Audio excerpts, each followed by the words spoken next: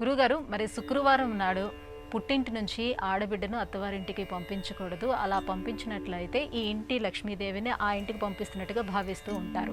ఆ భావనలో నిజమెంత? ఇది శాస్త్ర విరుద్ధమా?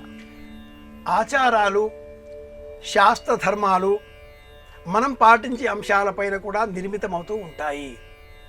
యద్యదాచరతి శ్రేష్ఠ తత్తదేవేతరో జనః సయత్ ప్రమాణం కురితే లోకస్తదనువర్తతే అని భగవద్గీత.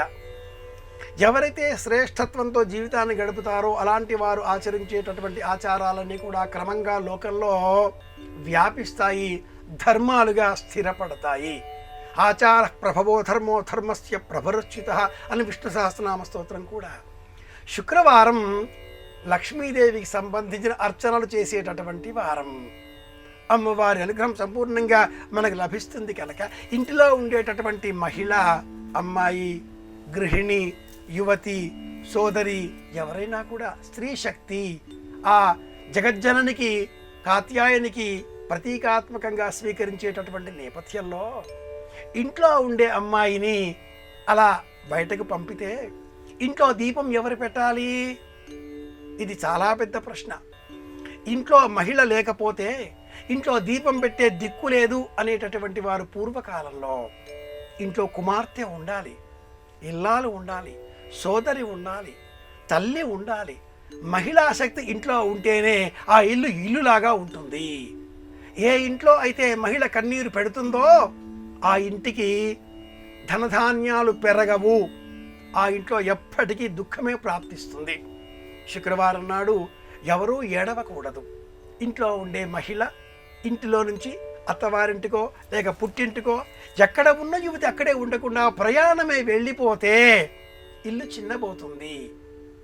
ఇంట్లో అమ్మాయి వెళ్ళిపోతే సాయంత్రం దీపం ఎవరు పెట్టాలి?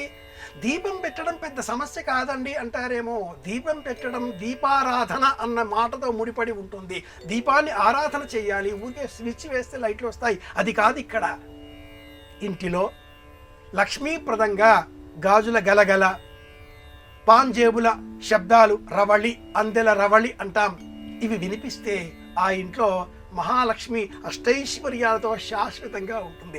విసవిసా నడుస్తూ, కసకసా బుసరుతూ, వేగంగా మాట్లాడుతూ, కాళ్ళు నేలకేసి తాటిస్తూ ఏ ఇంట్లో మహిళ కోపంతో ప్రవర్తిస్తుందో ఆ ఇంట్లో మగవారికి ఆయుర్దాయం కూడా అంతంత మాత్రమే.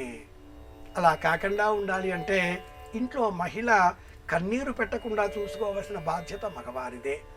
ఈ ధర్మం మేరకే పూర్వకాలం నుంచి ఒక ఆచారంగా శుక్రవారం నాడు మహిళ పుట్టింటి నుంచి అత్తవారింటికి కానీ, అత్తవారింటి నుంచి పుట్టింటికి కానీ రాకూడదు, వెళ్ళకూడదు అనే ఆచారం ఒకటి స్థిరీకరింపబడి ఉన్నది.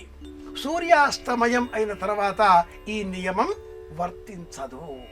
అవసర ప్రయాణాలలో సూర్యాస్తమయం అయిన తదుపరి ప్రయాణానికి ఉపక్రమించవచ్చు.